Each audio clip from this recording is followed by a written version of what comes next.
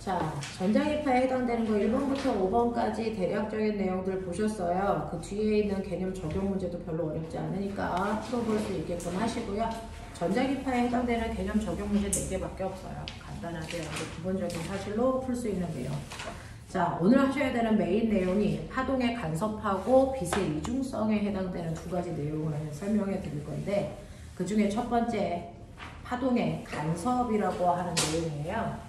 중학교 때 배우지 않지만 사실은 우리가 간섭되어 나타나는 다양한 현상들을 이용한 도구들 대단히 많거든요. 그래서 파동은 간섭이라고 하는 게 뭔지를 이해하고 계셔야 됩니다. 지금 여러분들이 하시는 건 파동의 성질이고요. 파동의 성질 5가지로 볼 수 있다라고 얘기했었는데, 그때 4번째 성질과 5번째 성질이 바로 간섭이라고 하는 거예요. 자, 그래서 파동의 성질 중에서 첫 번째 성질이 파동의 직진성이고요. 2번째가 간섭, 3번째가 굴절.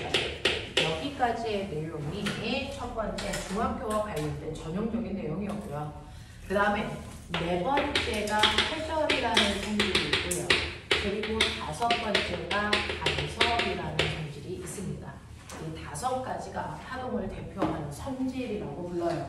자, 그 중에서 회절이 뭡니까? 라고 하면 사실은 굴절이라는 건 다른 매질을 만났을 때 그 매질 사이에 속력 차에 의해서 파동이 가다가 꺾여 들어가는 현상.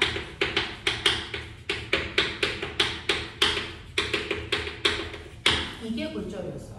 그래서 파동이 가다가 직진하지 못하고 꺾여 들어가는 현상인데, 회절도 꺾여 들어가는 현상입니다. 이것도 꺾이는 현상이야. 그래서 근데 굴절이라는 건 A 매질에서 B 매질로 갈 때 속력 차에 의해서 꺾인다면, 회절은 A 매질에서 그냥 A 매질로 가는데 꺾이는 거야. 매질이 달라지지 않았는데 꺾이는 겁니다. 그래서 왜? 방해물을 만나서 피해가려고. 그래서 실제로 이 공기 중에 엄청난 세균, 코로나 바이러스, 먼지 엄청나게 많아요. 근데 그거 보여 안 보여? 왜 안 보여? 라는 거죠. 그래서 실제로 우리가 어떤 물체를 보기 위해서는요, 빛이 그 물질에서 반사돼서 내 눈에 와야 우리는 그 물질을 볼 수 있어요. 그래서 내가 너네들을 보는 건 너네 몸에서 반사된 빛이 내 눈으로 들어오기 때문에 보는 거거든요. 근데 이 물질이 대단히 작은 물질이면 빛이 가다가 이 물질에 반사되지 않고 뭐합니까? 이렇게 피해서 갔다가 다시 올 때도 얘를 피해서 이렇게 내 눈으로 오기 때문에 나는 이 물체를 볼 수 있니 없니? 없어요. 그래서 이렇게 가다가 방해물을 만났을 때 그걸 피해 가려는 성질을 우리가 뭐라고 한다? 회절이라고 합니다. 그래서 그래도 매질은 여기 공기, 여기도 공기, 그래서 매질의 종류는 달라지지 않거든요. 근데 방해물이 있어서 피해가기 때문에 꺾여지는 현상, 이걸 회절이라고 한단 말이야. 그래서 그런데 이러한 파동 중에서도요, 회절을 잘하는 애들이 있고 회절을 잘 안 하는 아이들도 있단 말이야. 그게 바로 에너지의 크기, 그래서 파장의 길이에 의해서 결정된다. 이 회절을 설명할 때요, 보편적으로 우리가 이제 어떻게 설명을 하냐면, 여러분들이 바다에 가면 파도가 세지 않게 하기 위해서 여기 배들이 이렇게 서 있거든요. 배들이 쉬었다 가는 곳을 우리가 선착장이라고 하잖아요. 여기에 배들이 묶여있단 말이죠. 근데 여기서 파도가 이렇게 밀려오면 그 파도에 의해서 배들이 출렁이면서 지네들끼리 부딪혀서 배들이 깨진단 말이죠. 그러지 않게 하기 위해서 선착장 근처에 파도를 약하게 해야 합니다. 그래서 그러려고 여기에 뭐 하냐면 시멘트 덩어리를 띄워놓죠. 이거를 우리는 방파제라고 불러요. 그래서 이렇게 방파제를 설치하면 파도가 이렇게 오다가 방파제에 부딪히면 여기에 물이 없잖아요. 그러면 여기에서 파도가 반사돼서 갑니다. 그래서 건너가지 못한단 말이죠. 여기서도 반사돼서 갑니다. 건너가지 못한단 말이죠. 근데 방파제와 방파제 사이에 틈이 있죠. 그래야 물이 가니까. 틈을 벌려준단 말이야. 그러면 여기에 온 이 파도는요, 넘실넘실한 파도는 얘는 건너가죠. 그래서 네, 근데 이거 전체 파도가 가지고 있는 에너지를 100이라고 치자.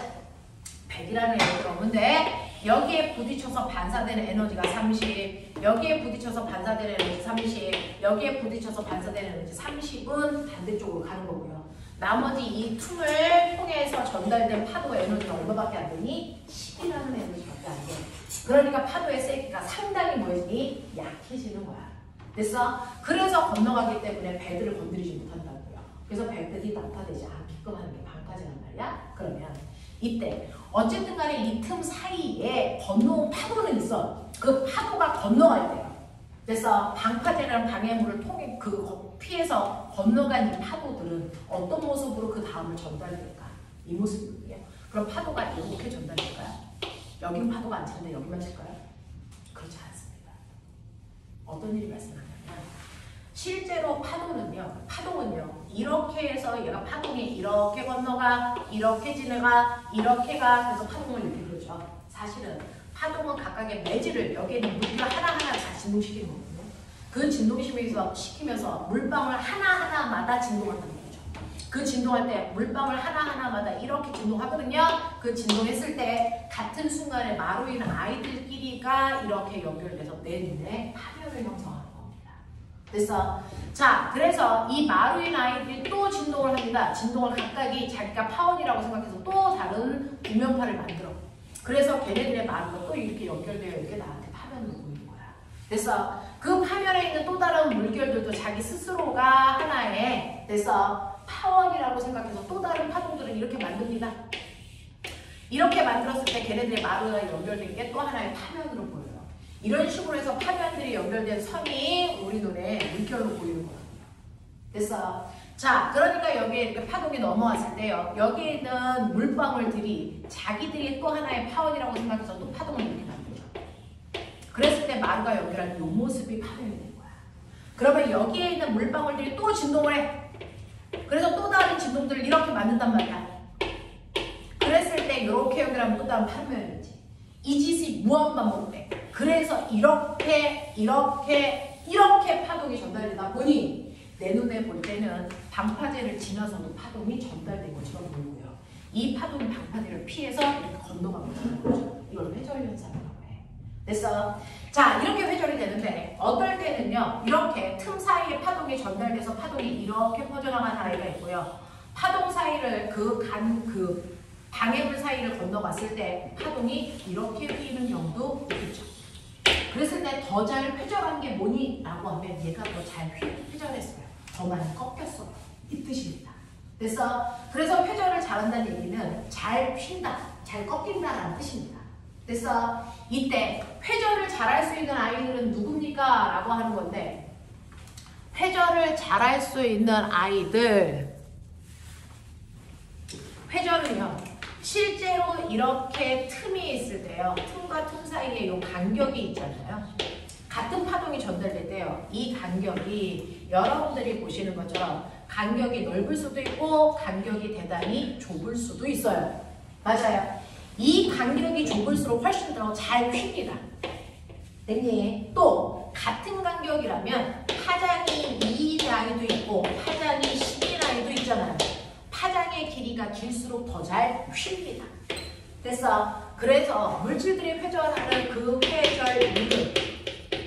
회전율은 간격은 좁을수록 파장이 길수록 회전이 잘 된다. 알겠냐? 네, 이런 것도 있고요. 그 회전을 우리가 느낄 수 있는 게 뭐냐면 이렇게 어떤 애가 동굴에 이렇게 갇혀져 있다고 치자. 됐어? 근데 동굴에 이렇게 구멍이 뚫려 있는 거죠. 자, 그 구멍 사이로 소리와 빛이 들어올 수 있어요. 소리와 빛은 둘 다 파동이지만 파장의 길이가 다르거든요. 자, 그랬을 때 빛이 들어올 때는요. 이 빛이 이렇게 들어와서 이 구멍을 통해 빠져나온 빛이 됐어? 퍼져서 요만큼을 채웁니다. 그럼 얘는 요만큼만 회전한 거야.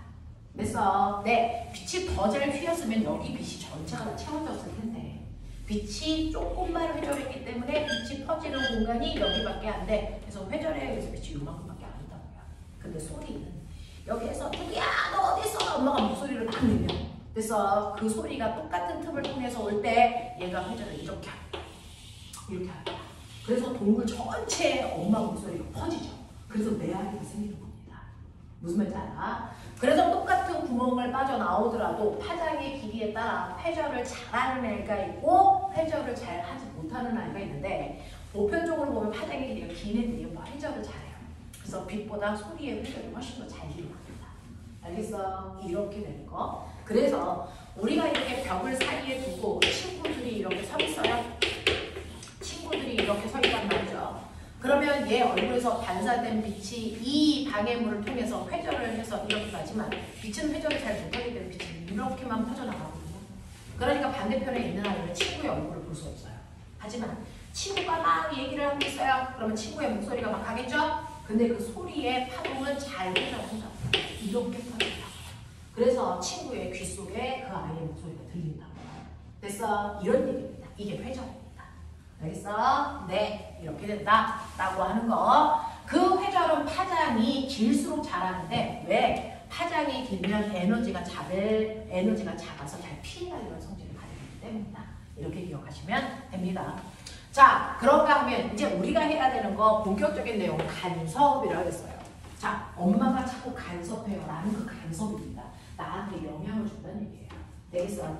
자, 이 간섭이라고 하는 건 뭐냐면 실제로 이쪽에서요. 파동이 가고 있어요. 이런 식으로 파동이 가고 있다고 치자.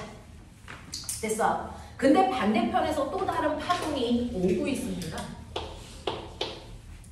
그러면 잠시 후에 어떤 일이 발생할까?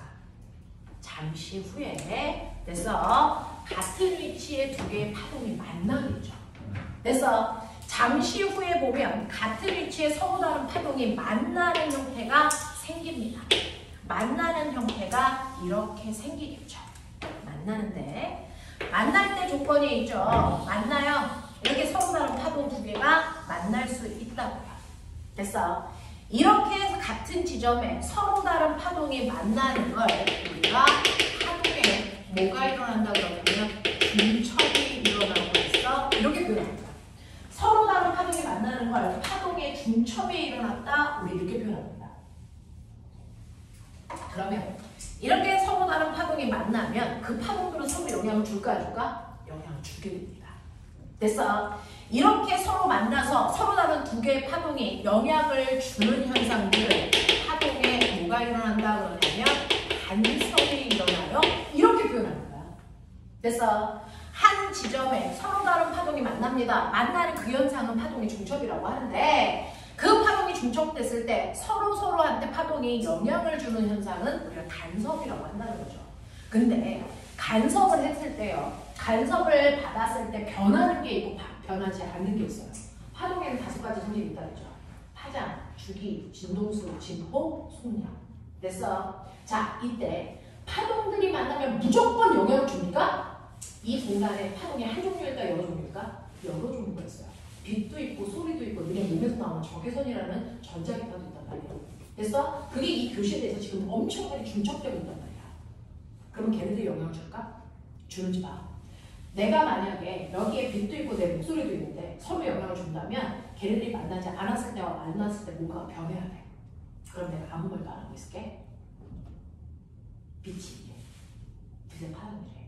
그럼 내가 지금 말을 하고 있어? 그럼 빛의 밝기에 변화가 있니 없니? 없어요. 그럼 소리와 빛은 서로 영향을 준다 안 준다? 준다는 겁니다. 중첩이 돼도 서로 영향을 줄 수 있는 파동이 있고 영향을 줄 수 없는 파동이 있다는 거죠. 그러면 서로 간섭할 수 있는 파동의 조건은 뭡니까? 반드시 파장의 길이가 같아야 됩니다. 그래서 파장의 길이가 같은 애들이 만났을 때 서로 영향을 주고받을 수 있어요. 알겠어? 그러니 파동의 길이가 같은 두 개의 파동이 만났다고 치자. 됐어? 네. 그러면 그때부터는 간섭을 줄 수 있단 말이야.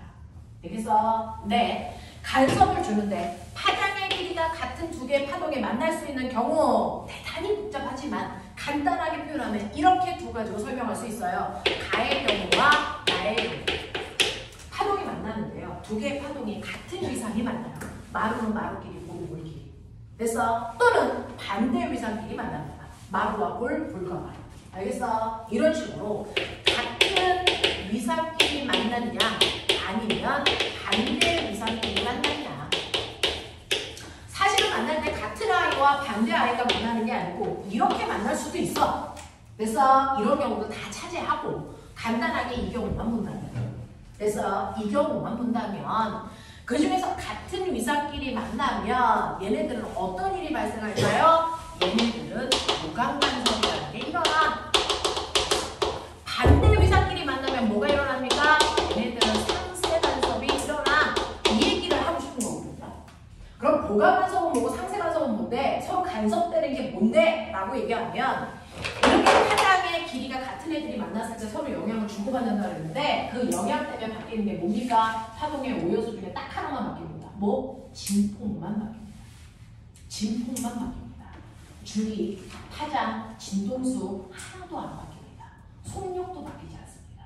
그래서 바뀌는 건 진폭만 바뀝니다. 진폭만 바뀝니다. 예를 들어 얘는 지금 하얀색 파동이에요. 에너지가 오면서 여기 있는 매질을 위로 끌어올릴 수 있는 에너지가 왔기 때문에 매질이 올라간 겁니다. 그래서 이 파동은 매질을 끌어올릴 수 있는 힘이 얼마냐면 이만큼의 힘이 있어 매질을 2m로 올립니다. 그 파동이 오고 있는 거야. 그래서 얘도요 여기에 있는 매질을 똑같이 2m 들어 올릴 수 있는 똑같은 에너지를 가지고 있는 아이가 왔다고 치자. 근데 그게 이 지점에 만났어. 그러면 하얀색 파동도 매질을 2m 올리려고 그러는데 노란색 파동도 매질을 2m 올리려는 똑같은 에너지를 가지고 왔어. 그러면 그 순간 여기 있는 X라는 매질은 몇 미터 올라갈까? 네, 얘는 두 개의 에너지가 결합하여 여기 있는 매질을 4m 올려버립니다. 알겠어? 그래서 파동이 중첩돼서 간섭할 때 실제로 바뀌는 건 진폭만 변합니다. 다른 것들은 변하지 않습니다. 그래서 다른 것들은 변하지 않습니다. 에너지의 크기만 커지거나 작아지는 현상들이 생겨서 그것 때문에 진폭만 바뀌는 현상이 생겨. 그래서 그 중에서 보강 간섭은 진폭이 커지는 간섭입니다. 그 진폭이 커지기 위해서는 같은 위상이 만나야 진폭이 커지는 현상들이 생기는 거죠. 그래서 그럼 반대 위상이 만났다. 이제 느껴봐. 얘는 여기 있는 매질을 2m 들어 올리려고 하는데 얘는 노란색 파동은 여기 있는 매질을 2m 내리려고 한다는 거예요. 그럼 결국은 여기 있는 매질은 어떻게 될까요? 여기 있는 매질은 어떻게 될까요? 올라갈까 내려갈까? 얘는 올라가지도 내려가지도 않고 가만히 있을 수밖에 없어요. 진폭이 작아지죠. 그래서 이렇게 진폭이 작아지는 것 이걸 우리는 상쇄간섭이라고 한다. 알겠어? 이렇게 진폭이 작아질 때는 서로 반대 위상이 만나야 이런 일들이 발생한다. 알겠니? 이렇게 되는 거야. 이렇게 되는 거야. 되겠어? 자, 그래서 이런 식으로 파장이 같은 애들이 만나요. 파장이 같은 애들이 만나면 에너지의 크기가 커지거나 작아지는 현상들이 순간 생긴단 말이죠. 그걸 간섭이라고 하고 그 결과 진폭의 변화가 만들어진다. 진폭이 처음보다 커지는 건 보강간섭이라고 하고 진폭이 처음보다 작아지는 건 상쇄간섭이라고 한다. 되겠어? 자, 그 중에서요. 그럼 보강간섭과 상쇄간섭을 여러분들이 느낄 수 있어. 대부분 이렇게 간섭을 하기 위해서요. 자기의 진동을 그래서 반사시켜서 오게 하는 게 파장의 길이가 같은 애가 만날 수 있는 경우의 수가 생기겠죠. 그래서 내가 진동을 막 해서 벽에 부딪히면 줄에서 진동하던 아이가 반사돼서 옵니다. 그래서 가고 있는 파동과 오고 있는 파동이 만나서 보강간섭과 상쇄간섭이 일어나는 현상들을 만들어낼 수 있거든요. 됐죠? 그런 것들을 만들어내서 실험을 하는 다양한 것들이 있는데 자, 그 중에서 여러분들이 보시면 이거는 한 번밖에 못 봅니다. 제대로 다. 맨 처음에 파동이 어떤 모습이 있다면 이런 모습이라고 치자. 그래서 하얀색 파동과 노란색 파동이 서로 반대 방향으로 이렇게 가고 있다고 치자. 그래서 자, 근데 잠시 후에 보면 어떤 일이 발생을 하냐면 같은 지점에 이런 식으로 파동이 가고 있죠. 이런 식으로 가고 있고요. 노란색에도 이렇게 옵니다. 되죠? 얘가 한 번 진동하는 데 걸린 주기를 t라고 하면 얘는 얼마 지난 후를 그린 거예요? 4분의 2 t 지난 후를 그린 거예요. 얘는 4분의 2 t 지난 후를 그릴 거고 4분의 3 t 지난 후를 그릴 거고 4분의 4 t 지난 후를 그린다는 얘기야. 됐어? 네. 자, 그랬을 때 여러분들이 보시면 얘네들의 모습을 이런 식으로 그려볼게요.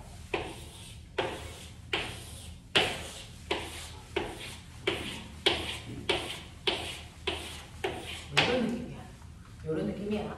그래서 4분의 1t 간격이라서 한 주기를 이런 식으로 그린다면 한 주기를 이런 식으로 그린다. 됐죠? 4분의 1t 지나면 이거 4분의 1폼만큼이 앞으로 가는 거거든요. 됐죠? 그래서 그걸 읽고 있는 중이에요. 그러니까 두 번은 못 그려. 이런 느낌. 이런 느낌으로 얘가 가고 있다. 이런 식으로. 됐죠? 그래서 하얀색은 오른쪽으로 갈 동안 노란색은 왼쪽으로 가겠죠. 됐죠? 얘가 4분의 1t, 4분의 1콤만큼이 앞으로 가는 거니까 이 모습이 이렇게 나타나야죠. 이렇게 나타나야죠. 4분의 1콤만큼 가니까 이런 식으로 나타난다고. 이런 식으로. 이런 식으로 나타난다고. 이렇게. 맞아? 이렇게 가는 거야. 그랬을 때 내 눈에 보이는 건, 그죠? 여러분들이 보시면 요 순간이 어떻게 되냐면 요 순간이 여기가 4분의 1이 여기에 보시면 실제로 노란색 마루와 하얀색 마루가 만났어요. 그러면 진폭이 커지는 공간과서 일어나겠죠. 됐죠? 그리고 나서 4분의 1t가 지나고 나서 4분의 2t가 되면 마루와 볼이 만나 3세가 일어나요. 맞아? 그 다음에 4분의 3t가 되면 그죠? 보강, 3세, 보강, 3세가 4분의 1 줄이 계속 바뀌어요. 그걸 보여주고 있는 거야. 여기에 보강이가 진폭이 빠진다고요. 그 다음은 3세가 일어나죠. 그래서 이런 일들이 계속 반복됩니다.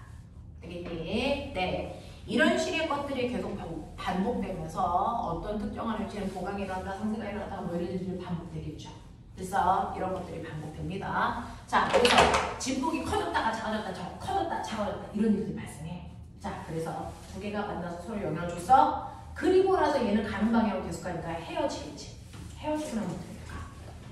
헤어진 후에는 보강된 진폭이 커진 상태를 유지하면서 갈까? 아니면 원래의 진폭으로 돌아갈까?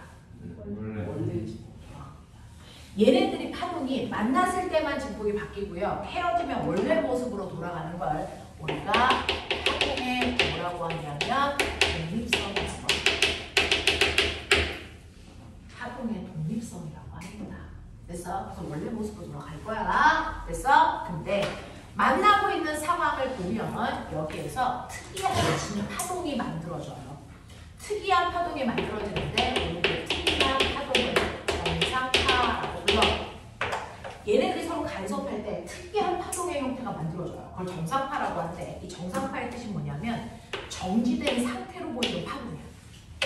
파동은 가고 있는데 내 눈에 보기에는 가지 않고 그 자리에 정지되어 있는 것처럼 보여요. 그래서 왜 그런지 보여드리면 여기서 특정한 위치 하나를 잡아볼게요. 특정한 위치 하나를 잡아보면 어떤 일이 발생을 하냐면 여기에서 특정한 위치가 어디냐면 여기 요점이요. 요점. 그래서 요점을 보세요. 요점을 보시면 처음에는 보강간섭이 일어납니다. 보강간섭이 일어날 때 가운데 진폭은 커지지만 여기는 진동하지 않고 그대로 요점. 그리고 나서 여기에 파동이 왔습니다. 왔어요. 됐어? 근데 얘네들끼리 상세 간섭이 일어나기 때문에 진동하지 않는 모습이 나타나요. 그 위치에. 그리고 나서 그 다음에 다시 보강이 일어날 때지만 보강은 여기와 여기가 일어나고 여기는 진동하니 안 하니? 안 해요. 그래서 어떤 두 개의 파동이 만날 때 특정한 위치가 항상 진동하지 않는 면이 생겨요. 그래서 항상 진동하지 않는 면이 생깁니다. 항상 진동하지 않는 곳이 생기고 그 주변으로 보강과 상세가 나타나면서 얘가 이런 모습이 나타나요. 이런 모습이 나타나고 얘가 또 그 다음에는 이런 모습이 나타나죠. 그래서 얘를 우리가 자세히 쳐다보고 있으면 순간 어떤 일이 발생하냐면 여기는 진동하지 않으니까 묶여져 있고요. 그 가운데만 뜩뜩뜩뜩 이렇게 움직이는 것처럼 보여요. 그래서 이렇게 움직이지만 이 사이는 드르르 움직이지만 얘는 움직이지 않고 그 다음에 정지되어 있는 것처럼 보여요. 이걸 우리는 정상파라고 해요. 그래서 이 정상파가 생기기 때문에 사실은 시간이 지나서 파동은 앞으로 가라고 하는 게 시간이 지나면 그 모습이 점점 앞으로 이동하면서 이런 모습이 이렇게 나타나니까 똑같은 마루가 여기다가 여기로 가니까 파동이 앞으로 가는 것처럼 보이는 거거든요. 근데 이렇게 정상파가 만들어지면 항상 이 지점은 마루가 되고 그 가운데만 움직이니까 마치 파동이 움직이지 않고 그 자리에서 정지되어 있는 것처럼 보여요. 됐어. 그래서 파동이 앞으로 가지 않고 단지 그 지점에 진동만 일어나고 있는 것처럼 보인다고. 이걸 우리 정상파라고 하는 거야. 알겠어? 네. 이렇게 정상파의 형태가 만들어지는 게 파동의 간섭 때문이다 라고 하는 거 기억해 두시면서 여러분들이 하나 기억해야 되는 거 우리가 알고 있는 게 뭐니? 우리가 정말 1학년 때 배워요? 2학년 때 배워요? 파동? 1학년 때 소리에 대해서 배웠어요? 소리의 3요소. 선생님이 하나의 소리를 내면 그 소리에는 3가지 성질이 들어있어요. 파동의 3요소 뭐가 있습니까? 아니, 소리의 3요소 뭐가 있습니까? 소리는 진폭이랑 소리는 소리의 높이, 소리의 세기 라고 하는 그 다음에 소리의 뭐가 있습니까? 높이 라고 하는 게 있어요. 이게 소리의 3요소입니다. 됐어? 자, 그 중에서 소리의 높이라고 하면 아이유라는 아이가 3단 고음을 낸다면서요. 됐어? 라고 하면 소리의 높이를 결정하는 건 파동의 모요소 중에 뭘까요? 이거 뭡니까? 진동수예요. 됐어? 우리가 피아노를 칠 때 도가 있고요. 한 옥타브 위에 도가 있고 또 한 옥타브 위에 도가 있다고 치자. 됐어? 이 소리의 높이를 결정하는 게 진동수라서 우리가 이 기본 도의 진동수를 F라고 하면 한 옥타브 위에 도는 얼마냐면 진동수가 2배가 됩니다. 이 F의 소리를 내는 게 한 옥타브 위에 도로 우리가 들리는 거야. 됐어? 그거보다 한 옥타브 위에 도는 진동수 얼마일까? 얼마일까? 2배. 그래서 400도 4. 됐어? 네. 그래서 이런 식으로 소리가 고음이 된다는 얘기는 진동수가 높아진다는 얘기야. 되겠어? 자, 소리의 세기가 커진대요. 소리의 세기가 커진답니다. 소리의 세기는 뭐가 결정할까요? 소리의 세기는요. 자, 우리가 듣는 소리. 됐어? 네, 이건 데시벨로 재는데요. 진동수의 단위는 헤르츠로 가요. 됐어? 데시벨로 재는데 이 데시벨로 쟀을 때 인간의 가장 민감한 사람이 들을 수 있는 가장 작은 소리. 이거를 0데시벨이라고 해요. 10데시벨, 20데시벨, 30데시벨 이런 거 있죠? 선생님 목소리가 점점 커지잖아요. 그래서 네, 라고 하는 소리의 크기요. 자, 사람들이 들을 수 있는 소리의 크기에 됐어. 네, 여러분들이 들을 수 있는 진동수의 범위는 얼마일까요? 우리가 들을 수 있는 가청 진동수 20에서 2만 이거보다 더 진동수가 크면 초음파라고 얘기하는 거죠. 우리가 들을 수 있는 거. 그래서 네, 이런 것들입니다. 인간은 이 범위 안에 있는 소리들을 들을 수 있는 거고 그 다음에 우리가 들을 수 있는 소리의 크기는 가장 작으면 0데시벨, 그다음에 10, 20, 30 이런 식으로 소리가 커지는 거거든요. 소리의 크기를 결정하는 건 뭘까요? 소리의 높이는 진동수고요. 소리의 크기를 결정하는 건 뭘까요? 이거 진동. 이게 진동이야. 그래서 선생님이 말할게요.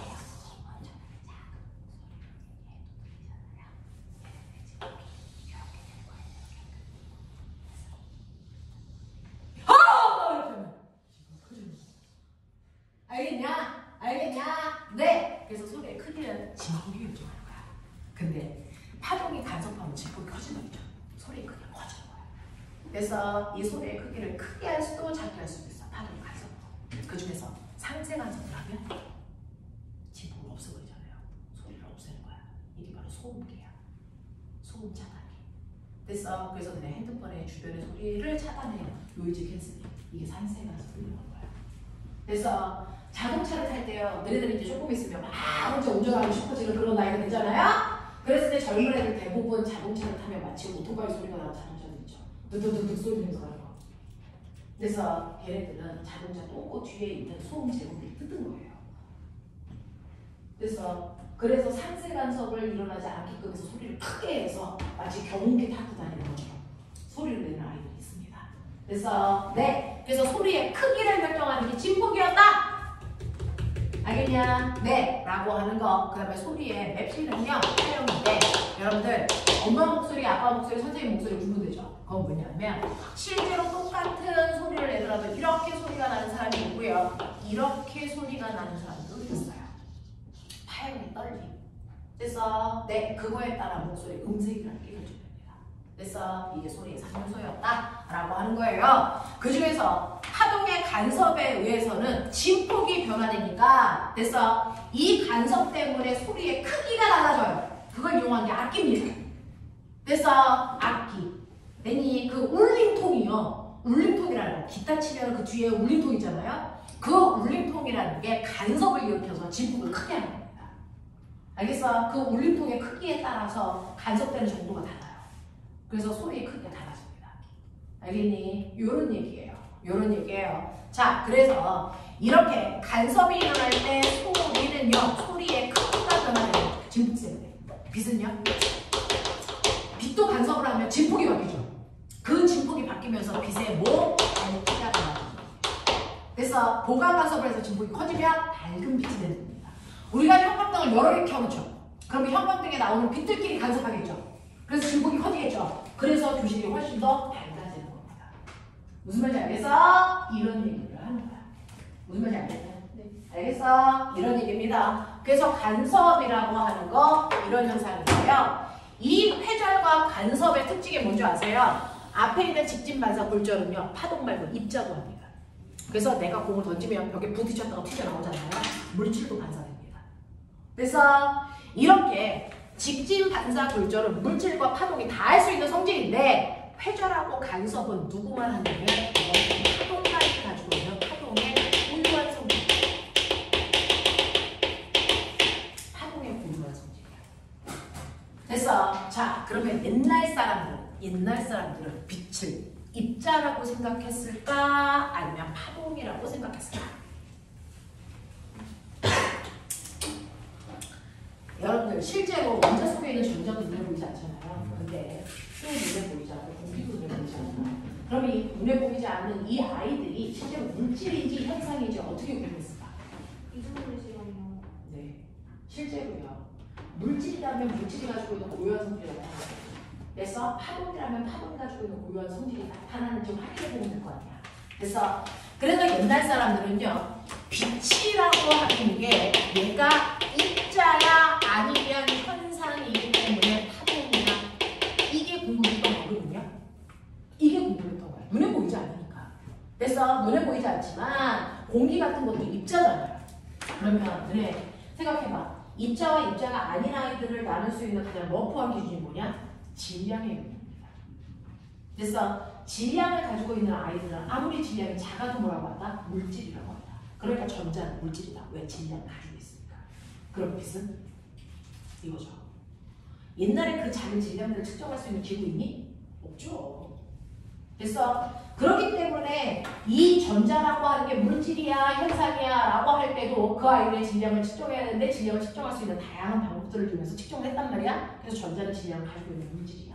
그래서 그럼 빛은 질량을 측정할 수가 없어요. 그래서 근데 너무 작아서 측정할 수 없는 건지 아니면 아예 질량이 없는 건지 그래서 이걸 몰랐단 말이야. 그래서 다양한 과학자들이 빛이 입자인지 현상인지에 대해서 엄청나게 논란을 가지고 있었는데 그 유명한 우리 친구 누구? 뉴턴. 뉴턴 아저씨는 빛이 뭐라고 했어?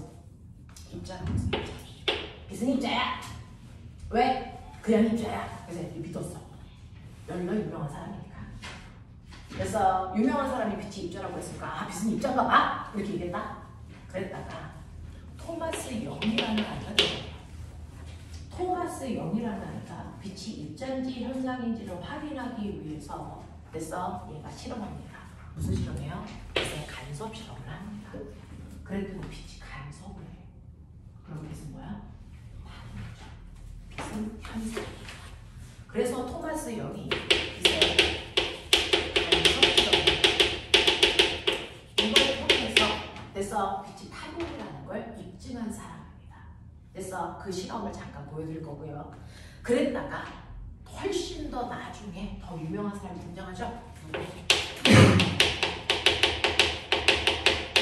이 두 사람에 대한 얘기를 오늘 하겠다는 거야. 그래서 30분밖에 안 남았어. 정신 차려. 자, 이 아인슈타인이라는 사람은 무슨 실험을 합니까? 입자여야만 나타나는 실험을 합니다. 근데 빛이 입자야. 입자여야만 나타나는 실험에 그래서 실험 결과가 나오거든요. 그럼 빛은 입자네? 라고 하는 빛이 입자라고 하는 걸 증명하는 실험을 합니다. 그게 뭡니까?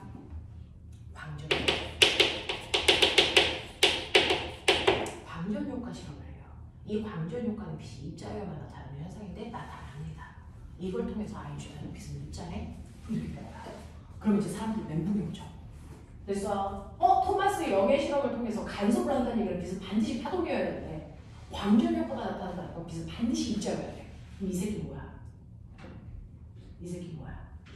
파동성과 입자성을 둘 다 가지고 있다 라는 얘기가 되는 거야. 그래서 빛이라는 아이는 입자성과 파동성을 둘 다 가지고 있구나. 얘네들의 실험을 통해서 알게 된 거야. 파동성도 있고 입자성도 있구나. 이걸 우리는 빛의 뭐라고 한다? 이중성이다 라는 얘기입니다. 그럼 빛은 이중성이 맞겠어. 파동성도 있고 입자성도 있는 거 알겠어? 근데 그 중에서 파동이야 입자야?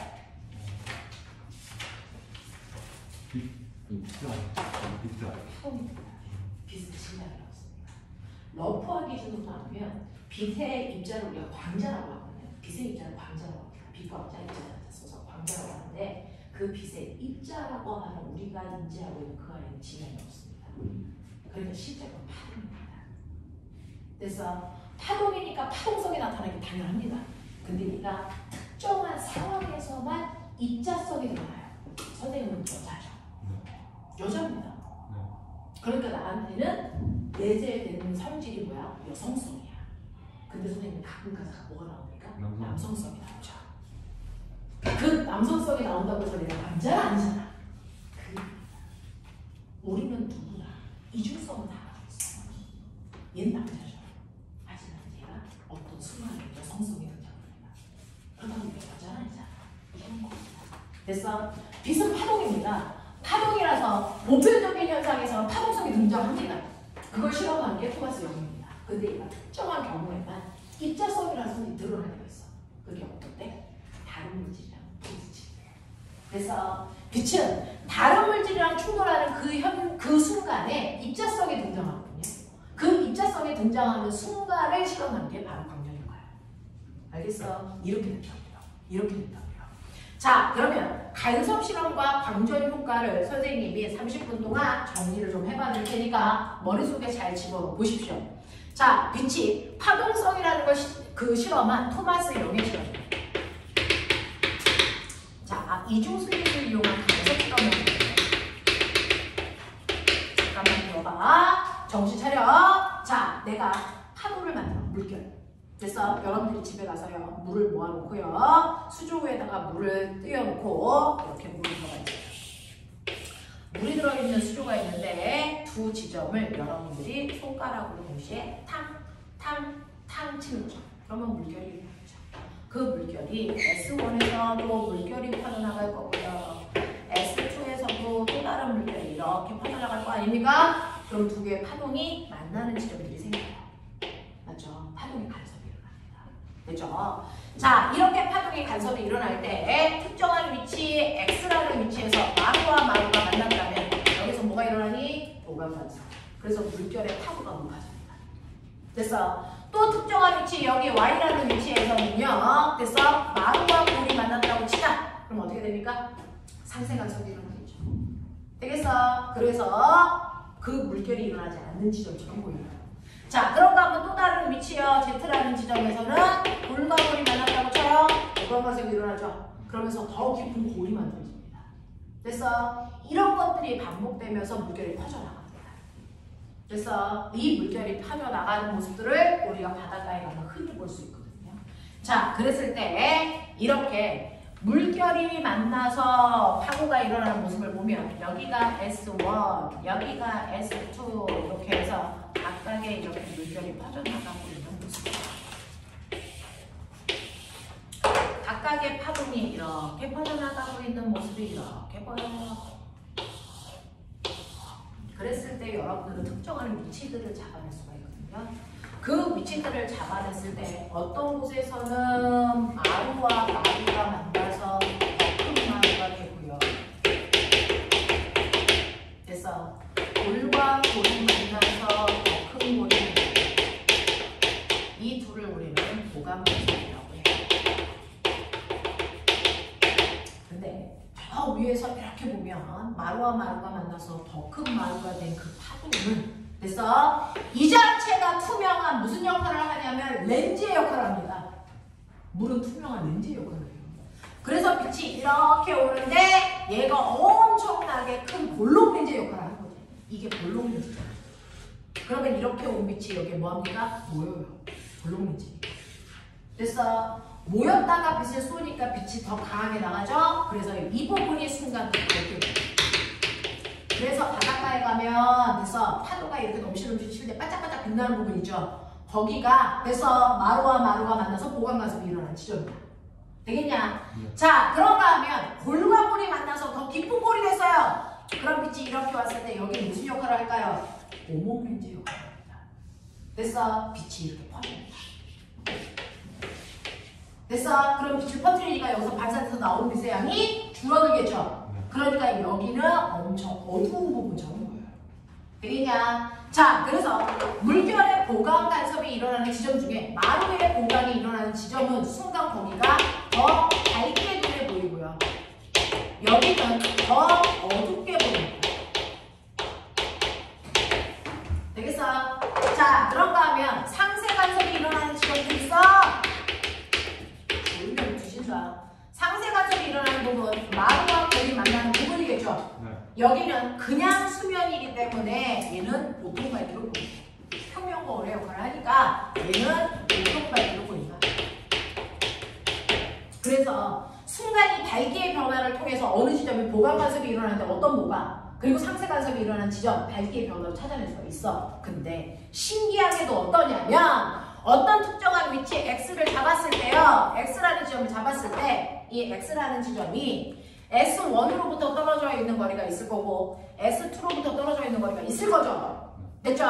자, 그랬을 때 이 거리가 10m, 이 거리가 6m 자, 이렇게 나온단 말이야.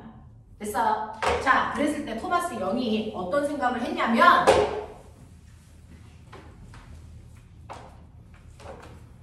S1으로부터 여기를 피라고 할게요. P까지의 거리를 재요. 이해되죠? S2에서 P까지의 거리를 잽니다. 이거 10m, 이거 6m. 두 거리의 차이, 이거를 델타라고 쓰고 경로차라고 읽어요. 둘의 거리 차이를 경로차라고 합니다. 이 경로차를 재는데 이게 4m야! 4m라는 게 중요한 게 아니고 4m가 나왔어? 근데 이 4m가 내가 만들어 놓은 저 물결의 파장의 길이의 2배야. 이게 중요한 거야. 파장의 길이가 2m인데 이거 2배네? 그럼 이 지점은 반드시 뭐가 일어나야? 보강이 그걸 알아내는 거야. 실제로 어떤 특정한 지점에 보강 상세가 일어날 거 아니야? 근데 실제로 실험해보지 않아도요. 어떤 지점을 잡았을 때 그 지점에 S1에서 거기까지 거리, S2에서 거기까지 거리를 재서 그걸 빼! 경로차가 나와. 그래서 그 경로차가 얼마냐에 따라서 그 파동을 일으켰을 때 여기서 보강이 일어날지 상세가 일어날지가 정해진단 말이야. 그걸 알아낸 게 토마스 영이야.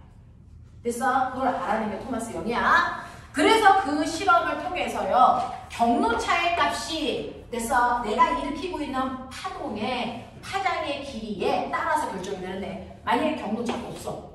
얘도 4m야, 얘도 4m야. 경로차가 없어. 그럼 그 지점은 무조건 보강이야. 경로차가 한 파장이야. 여기 보강이야. 경로차가 두 파장 길이만큼 났어. 여기 보강이야. 경로차가 세 파장 길이만큼 났어. 여기 보강이라니까. 경로차가 파장 길이의 자연수로 되면 여기는 보강이 일어나는 시점이야. 그래서 이런 규칙성을 가져온다. 또 보강과 보강 사이 정확하게 가운데 여기 뭐에 들까? 여기 상세가. 그래서 그러니까 거기가 얼마? 2m입니다. 여기는 반드시 상세가 있다. 그래서 이 사이 여기 상세가 얼마가 2분의 3만. 그래서 여기 반드시 상세가 여기가 얼마가 2분의 5만. 무슨 말인지 알아? 그래서 경로차가 얼마냐에 따라 내가 파동을 일으킬 때 거기가 상세가 일어날지 보강이 일어날지가 돼서 정해진다는 걸 알아낸 거야. 이게 토마스 영이야. 되겠니? 그래서 자, 왜 그런지 봐. 왜 그러냐면 파동이 일어납니다. 파동이 일어나는데 자, 이런 식으로 S1에서 파동을 이렇게 발생시켜서 가요. 여기가 S1이야.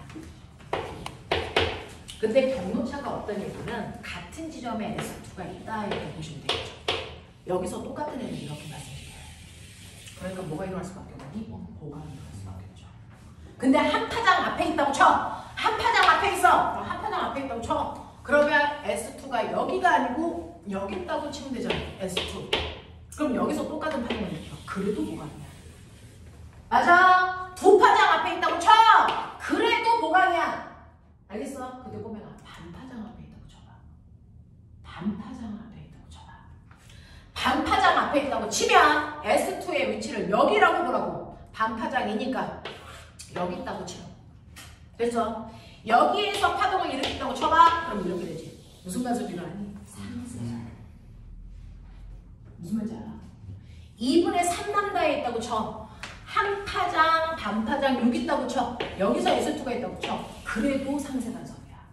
알겠어? 그래서 실제로 파원과 어떤 특정한 곡 사이에 경로차가 난다면 됐어? 걔가 그 지점에서 보강이 일어날지 상세가 일어날지가 결정된다고요. 됐어? 그러면서 어떤 A라는 지점이 지금 보강이 일어나. 됐어? 보강이 일어나. 근데 어떤 보강? 마루가 만나는 보강이 일어나. 그럼 잠시 후에 이 지점은 계속 보강만 일어나거든요. 근데 잠시 후에는 돌과 돌이 만나는 보강. 그 다음은 마루와 만나는 보강. 됐어? 그래서 A라는 지점은요. 경로차가 파장의 자연수 비율이기 때문에 언제나 보강만 일어나는데 됐어? 한 번은 마루끼리 만난 보강. 그 다음 골골끼리 만난 보강. 알겠어? 근데 B라는 지점은 반파장 차이 나는 곳이야. 그래서 지금은 마루와 골이 만나서 상세야. 잠시 후에는 돌과 마루가 만나서 다시 상세야. 그래서 상세가 일어난 지점은 계속 상세만 일어나. 알겠습니까? 이걸 알아낸 거고 토마스 형은 머리가 열나졌거든요. 보면 이걸 일반화시킨 새끼야. 일반화시켜봐.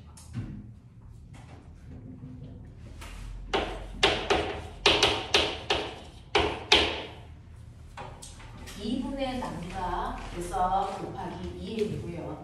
m은 0, 1, 2, 3 자연수. 됐어? 그러니까 첫 번째 보강 간섭이 일어나는 지점은 0 대입했을 때 위치야. 그러니까 경로차가 0이지. 됐어? 두 번째 보강 간섭이 일어나는 지점은 m에 1 집어넣은 거야. 그래서 경로차가 얼마? 남다. 되겠어요? 이걸 일반화시킨 거야. 상세 간섭이 일어나는 지점도 일반화시킨 거야.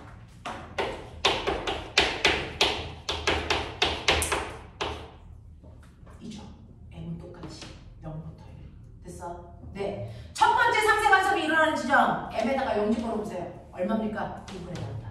두 번째 상세 간섭이 일어나는 지점 1 집어넣으세요. 얼마입니까? 2분의 3다. 나오죠. 됐어? 네. 보강과 상세가 일어나는 지점은 일반화시킨 사람이 토마스 형인데 됐어? 이걸 물결로 실험하고 나서 빛이 파동인지 아닌지를 확인하기 위해서 똑같은 실험을 뭘로 했다? 빛으로 했다. 됐어? 근데 그 빛으로 할 때요. 보시면요. 이렇습니다. 자, 이 사람은요. 이 빛으로 실험할 때요. 광원장치를 못 썼냐면 옛날에는요. 형광등, LED 없었습니다. 토마스 형 시대에는. 뭘로 했을까요? 양초. 양초로 했어요. 됐어? 그러면 여기서 빛이 나가는데 됐어? 양초에서 나가는 빛의 파장은 여러 개일 거 아니야. 파장이 2일에도 있고 3일에도 있고 막 나간단 말이야. 됐어? 그 중에서 실험을 하려면 하나의 파장으로 실험을 해야 되니까 파장을 하나를 걸러내야 돼. 됐어? 자, 그러려고 앞에 하나의 구멍만을 뚫어놓은 됐어? 네, 막을 설치한다고요. 이 구멍을 우리가 멋진 말로 슬릿이라고 하고요. 자, 구멍이 하나만 뚫려 있으니까 얘를 뭐라고 한다? 단일 슬릿을 설치합니다. 그러면 다양한 파장 중에서 여기를 통과할 수 있는 파장은 하나밖에 없어요. 파장의 길이가 2m이나 아니면 통과해. 그럼 그 아이만 걸러낼 거야. 그래서 그리고 나면 얘가 여기를 통과하면서 이 자체가 하나의 파원이 되니까 또 빛이 이렇게 퍼져나가겠죠. 회전한다고요. 됐죠? 회전해서 갑니다. 회전해서 갈 때 그 앞에 요번에는 이중 슬릿을 뚫어.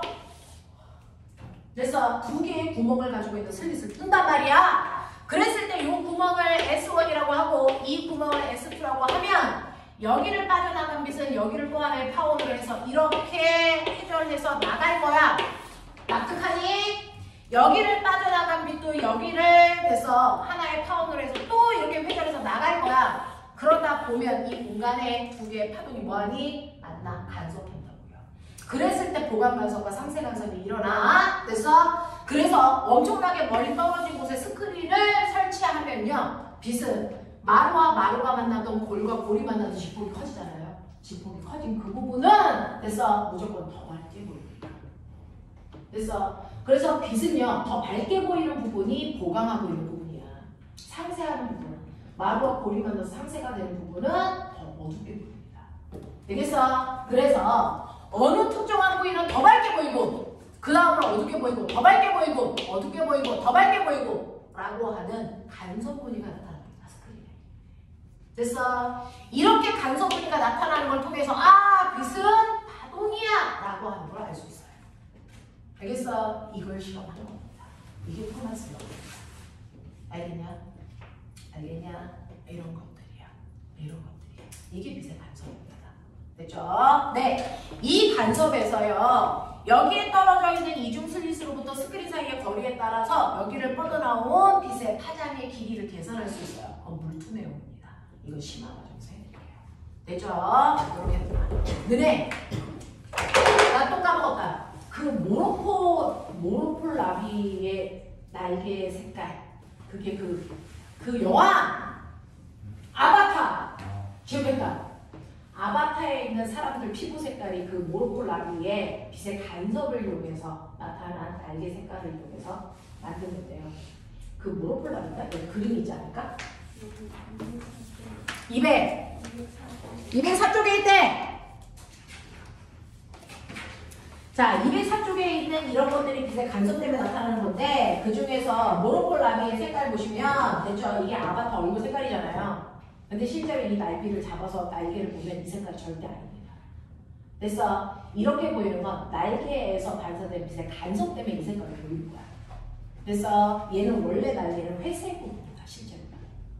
그래서 회색인데 빛의 간섭 때문에 이게 예쁜 초록색으로 보이는 거죠. 되겠냐? 네, 이렇게 보이는 게 빛의 간섭 때문에 나타나는 현상이랍니다. 그 간섭 때문에 나타나는 게 여러분들 205페이지에 보면 종이 지폐 뒷면에 빛의 간섭을 이용해서 이게 진짜 화폐인지 아니면 위조 화폐인지 확인할 수 있게끔 되어 있어요. 그래서 이런 것들 됐죠? 이게 빛이 파동이라는 걸 설명한 토마스 옅의 실험입니다. 자, 그런데 입자라고 했잖아, 아인슈타인. 됐어. 자, 입자라고 실험한 아인슈타인의 광전 효과에 해당되는 내용 살짝 보여드릴게요. 뒷면에 있는데, 자, 이 아인슈타인이 얘기한 빛의 그래서 광전 효과라고 하는 광전 효과는 뭐냐면 빛이 입자성을 띈다는 건데요. 빛은 언제만 입자성을 띠냐면 다른 물질과 충돌할 때 그걸 이용해서 실험한 게 광전 효과인데 여기 금속 덩어리가 있어요. 금속 덩어리는 비금속과의 차이점은 자유롭게 움직일 수 있는 자유전자들이 드글드글 나가는 거죠. 그래서 자유전자들이 드글드글해서 조금만 자극을 주면 전자들이 막 탈출할 수 있단 말이야. 근데 내가 화학을 배웠으면 알겠지만 이렇게 원자핵이 있고 이 아이들한테 전자가 존재할 수 있는 여러 개의 전자 껍질이 있지. 그 껍질에 전자들이 이렇게 올라가 있는 거 아니야? 근데 내가 빛 에너지를 쏘이면 그 빛 자체가 빛 에너지야. 다양한 크기를 가지고 있는 빛 에너지가 오면 그 에너지를 전자가 먹는다. 자, 먹어서 에너지가 충분해지니까 얘가 뭐합니까? 윗껍질로 올라가죠. 윗껍질로 올라가다가 얘가 뭐 한 번째 껍질로 올라가게 되면 그때 전자가 뭐 했다라고 합니까? 우리는 탈출했다. 그걸 이용하게 나트륨에서 전자를 탈출시킬 수 있는 양이온 반응. 이 자체가 반응인 거예요. 양이온 반응. 알겠습니까? 네. 그랬을 때 전자 하나를 밀었어요 라고 하는 이 전자 어디로 가는 거니? 자, 아래 껍질에 있다가 무한문제 껍질로 간 걸 우리는 전자를 밀었어요 라고 표현하는 거거든요. 그러니까 아래 껍질에서 무한문제 껍질로 가기 위해서는 에너지를 뭐 해야 되니? 흡수해야 되잖아요. 어떤 에너지를 흡수하게끔 해주는 거야? 빛 에너지를 흡수하게 해주는 거야. 됐어? 자, 그 실험을 한 게 아인슈타인입니다. 그래서 아인슈타인은 여기에 어마어마하게 센 빛들을 주겠죠. 자, 빛의 삼원색 얘기해봐. 아예 여러분들이 알고 있는 빛의 삼원색이 알, 초, 타 이길 바라다. 자, 빛의 색깔이 다르게 보이는 이유는 빛이 가지고 있는 에너지 크기 차이 때문이라고 그러죠. 에너지의 크기를 결정하는 게 뭡니까? 진동수예요. 그 중에서 파란색 쪽으로 갈수록 에너지가 커지는 거니까 파란색이 진동수가 큰 빛, 초록색, 빨간색 얘네들의 진동수가 이 정도라고 치자. 됐어? 네. 자, 이러한 진동수를 가지고 있는 빛들이 온단 말이야. 그러면 진동수가 크면 에너지도 큰 거니까. 그래서 빨간색 빛의 에너지는 그냥 1, 초록색은 10, 파란색은 100이라고 치자. 에너지로. 그래서 이런 빛들이 와. 그런 빛들이 오다가 이 금속이랑 꽝 부딪히는 순간 빛 자체가 입자성을 띄어요. 그래서 빛들이 수도 없이 많은 입자들로 되어 있다. 지금부터 이렇게 생각해 보시면 됩니다. 됐죠? 그 중에서 어떤 빛은요, 빨간색 빛이기 때문에 얘가 가지고 있는 에너지가 얼마? 1. 이 얘기예요. 그래서 어떤 애는요, 여러분들이 보시는 것처럼 초록색을 띄어요. 얘는 가지고 있는 에너지가 10. 어떤 애는 파란색 빛입니다. 얘가 가지고 있는 에너지는 얼마? 100. 이런 빛들이 동시에 온 거예요. 그래서 이걸 이 자유전자가 먹습니다. 됐죠? 자, 먹는데 전자 하나가 먹을 수 있는 광자의 개수 한정되어 있어. 몇 개만 먹을 수 있니? 한 개야. 전자 하나는 한 번에 광자 하나밖에 못 먹습니다. 1대1 대형이야. 그래서 자, 이렇게 전자 하나가 광자 하나를 먹을 수 있는데 문제는 이 전자들이 밖으로 나오지 못하는 이유가 뭐야? 원자핵 속에 있는 양성자가 전자를 잡아당기는 정전기적 인력 때문이지. 그래서 이 정전기적 인력에 의해서 묶여있다고요. 그래서 전자가 못 튀어나와. 그랬을 때 이 양성자가 전자를 잡아당기는 힘이 그래서 20이라고 치자. 그러면 에너지 1 가지고 있는 빨간색 빛을 먹었어. 얘 튕겨나올 수 있는 인력이 없어요.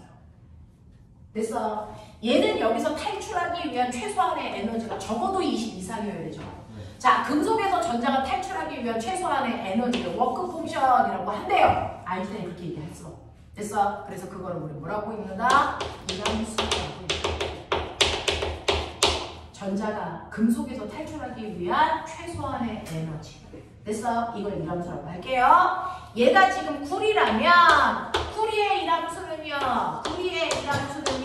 됐어? 20이에요. 그러니까 에너지 1인 빛을 먹어봤자 여기 있는 전자는 탈출할 수 없습니다. 2야. 그러면 초록색 빛을 먹을 수도 있잖아. 10이야. 탈출해 안 해? 안 해. 됐어? 근데 파란색 빛을 먹어서 에너지 100이네. 얘 탈출해 안 해? 탈출해요. 그래서 빛 먹고 전자가 탈출해서 튕겨 나옵니다. 됐죠? 빛 먹은 전자를 광전자. 그래서 이 광전자가 튕겨 나오는 현상을 광전효과 이렇게 얘기하는 거예요. 알겠어? 네, 이렇게 얘기하고요. 그러니 자, 얘가 튀어나올 때 일어나는 수학적 관계식을 보면 실제로 광자 하나가 가지고 있는 에너지. 그래서 에너지를 먹어줬다가 그러면 그 중에서 일부는 튀어나올 때 에너지로 써. 그리고 나머지 에너지는 튀어나온 후에 전자가 갖는 운동 에너지가 돼. 예를 들어 파란색 빛을 먹어서 에너지가 100이야. 근데 튀어나올 때 필요한 최소한의 에너지가 20이라고 쳤지? 그러면 20만큼은 주고 나온대. 그러면 에너지 얼마가 나오니? 80. 이게 광전자가 갖는 운동 에너지라는 거야. 그래서 에너지 보존 법칙 여전히 성립하는 거야. 무슨 말인지 알아? 자, 그랬을 때 아인슈타인이요. 머리 더럽게 좋잖아요. 자, 광자일 때 에너지는요. 아까 파동의 에너지는 A제곱 F 제곱에 비례하는 값을 갖는다는 건데 얘가 입자가 되면 광자 하나가 갖는 에너지는 HF로 계산합니다. H는 플랑크 상수야. 네, 1이라고 치면 돼. 상수 값이니까. 됐어? 네. 그래서 입자로 바뀌면 진동수에다가 플랑크 상수를 곱한 만큼이 그 광자 하나가 갖는 에너지 값이 돼. 알겠어? 이렇게 됩니다. 자, 그래서 이 사람은 이거 가지고요. 식을 다시 쓰는데 운동 에너지를 정리할 수 있어요. EK는 E-WB죠? 맞아. 자, 근데 에너지 어떻게 쓴다고요? H, F. 그래서 이렇게 해놓고 이 새끼는 그래프도 그려. 아인슈타인이잖아. 그래서 X축을 진동수, Y축을 운동수. 그러면 어떤 일이 발생할 줄 알아? Y는 AX 플러스 B의 함수꼴이 나와.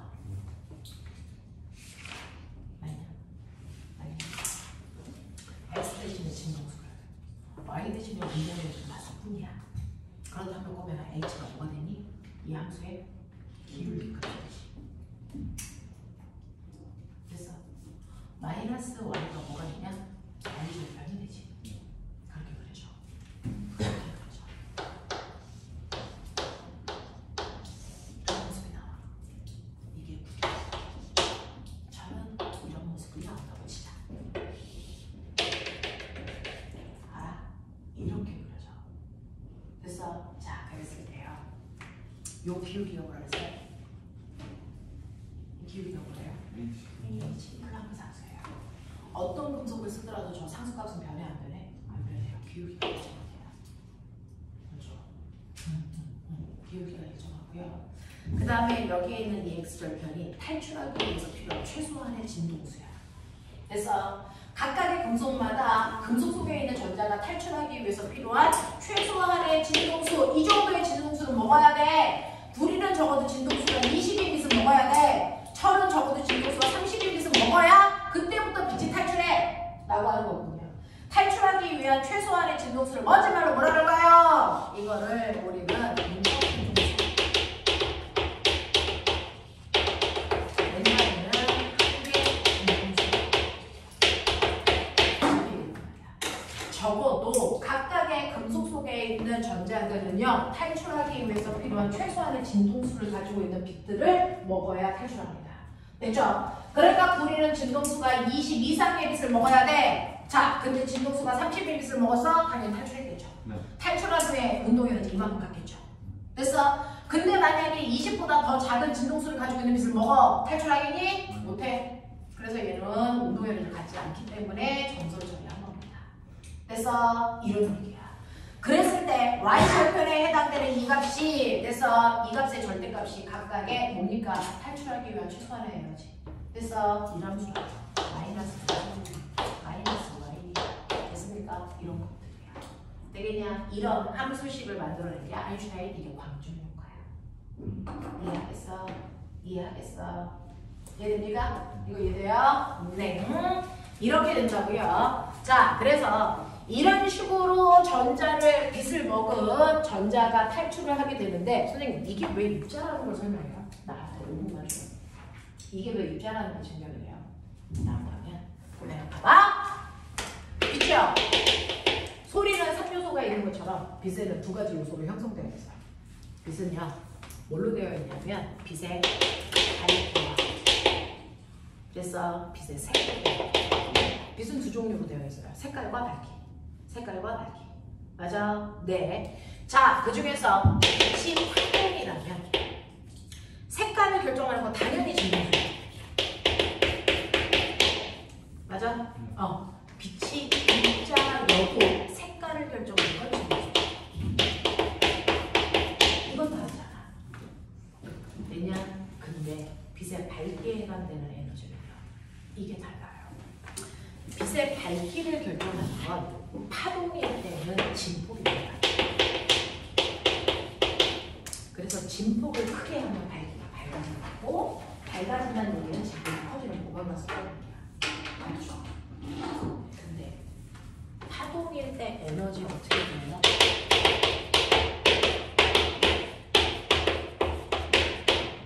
맞죠? 이 둘 중에 어떤 걸 변화시켜도 에너지 크기가 달라집니다. 맞냐? 근데 입자일 때 에너지 어떻게 보여요?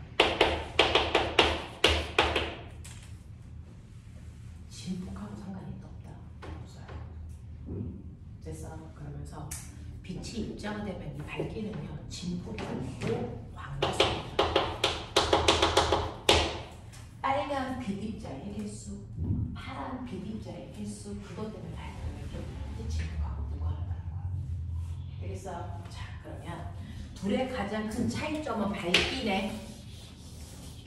그래서 밝기를 조절해 볼 거야. 아까요, 이 금속에서 빨간빛 에너지 1이야. 이거 먹어봤자 탈출 안 한다 그랬어. 그치? 초록색빛 에너지 10이야.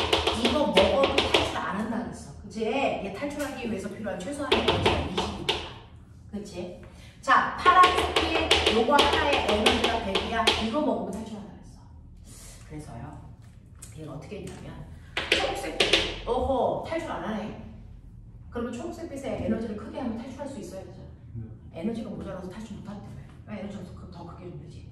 초록색 빛이야. 색깔은 고정. 됐어? 색깔은 고정. 근데 더 큰 에너지를 줄 수 있으려면 파동이라면 됐어? 더 밝은 초록색 빛을 주면 돼. 진폭이 커지니까. 맞아? 그래서 초록색 빛인데요. 자, 지금은 흐린 초록색 빛이라서 에너지가 적은가 봐. 그래서 눈부신 초록색 빛을 계속 쏘는 거야. 에너지를 더 크게 해서. 그러면 에너지가 커지니까 여기 있는 전자가 탈출해야 될 거 아니야. 근데 아무리 눈부신 초록색 빛을 쏴도 여기 있는 전자는 탈출을 못합니다. 탈출을 안 해요. 오? 그러면 눈부신 초록색 빛을 쐈으면 실제로 파동이라면 에너지가 커졌어야 될 거 아니야. 그럼에도 불구하고 전자를 탈출시키지 못했네? 그러면 이 밝기는 에너지의 크기에 무관한 성질을 띠고 있는 얘기야. 그러니까 얘는 파동이 아니라 뭐라는 얘기야? 입자라는 얘기야. 무슨 말인지 알아? 거꾸로요. 파란색 빛을 쏘이니까 아이가 전자가 탈출해. 파란색 빛의 에너지가 큰가 봐. 그럼 파란색 빛인데 에너지를 줄일 수 있는 방법. 파동이라면 밝기를 줄이는 거야. 파동이라면. 그래서 밝기를 줄이는 거야. 눈부신 파란색 빛을 흐린 파란색 빛을 밝기를 점점 줄이는 거야. 이게 파동이라면 밝기가 줄어드는 순간 어느 순간 에너지가 작아져야지. 그렇다면 전자를 탈출을 못 시켜야 될 거 아니야. 근데 아무리 파란색 빛의 밝기를 줄여도 전자는 계속 탈출. 밝기하고 무관하다는 거야. 그러니까 밝기는 에너지의 크기를 결정하지 못한다는 거야. 빛의 입자를. 그래서 그럼 얘는 파동이 아니구나. 그럼 도대체 밝기를 결정하고 뭔데? 광자수다. 그러니 파란색 빛이요. 그래서 눈부신 파란색 빛은 꼬맹아 눈부신 파란색 빛은 지금 파란색 빛이라고 하는 에너지를 가지고 있는 광자가 순간 몇 개 온 거냐면 1000개 온 거예요. 그래서 눈부신 거야. 근데 내가 흐린 파란색 빛을 쏘인 거예요. 그래서 그러면 똑같이 파란색 빛이니까 파란색 빛 하나만 가지고 있는 에너지는 100인데 흐리니까 이때 100이라는 에너지를 가지고 있는 파란색 빛을 가지고 있는 광자가 몇 개 온 거야? 근데 전자는 언제나 광자를 몇 개만 먹어? 한 개만 먹어. 그러니 이 한 개의 파란색 빛을 먹은 전자 탈출해요. 여기서도 파란색 빛을 먹은 전자 탈출하죠? 탈출한 전자수.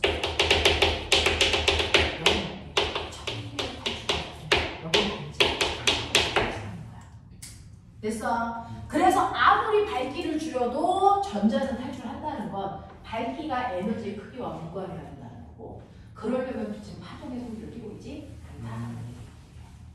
됐어? 그렇다면 뭘까? 이거는 특정한 에너지를 가지고 있는 입자들의 묶음이라는 게 맞다는 거예요. 됐어? 그래서 입자수를 증명하게 된 거다. 알겠습니까? 이렇게 된 게 바로 여러분들이 알고 있는 광전 효과입니다. 이해되세요? 그래서 광전 효과하고요, 빛의 간섭을 디테일하게 계산하는 건 물투 내용이 있어요. 그걸 우리는 그래서 개정된 교과서에서는 물리원에 있습니다.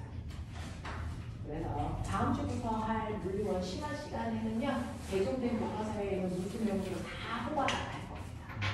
알겠어요? 네, 이렇게 할게요. 그리고 다음 주에 이 수업 듣는 친구들은 교재를 선생님이 자체 교재 드릴 거니까 교재 필요 없이 가지고 오시면 되고요. 시오는 그 프린트를 챙겨가지고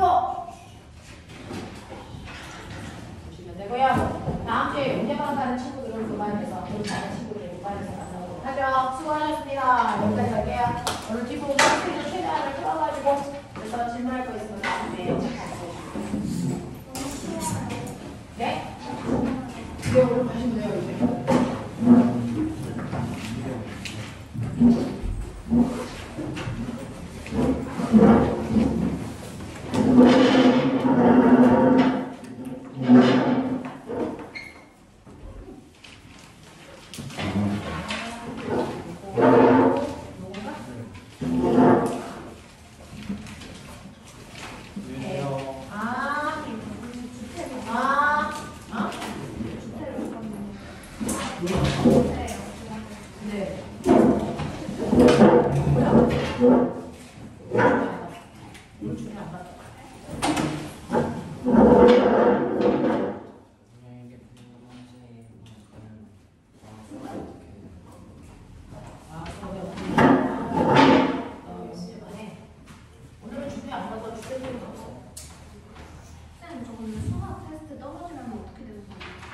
그럼 시험 보고 얘기하죠. 너는 지금 월수금반에 배정되어 있거든요. 수학이 화목토반인가 봐요. 수학이 화목토반이에요. 네, 그래서 과학은 월수금반에 배정되어 있거든요. 선생님이 이제 부모님들한테 시간을 대충 드릴 건데요. 월수금반에 배정되어 있으니까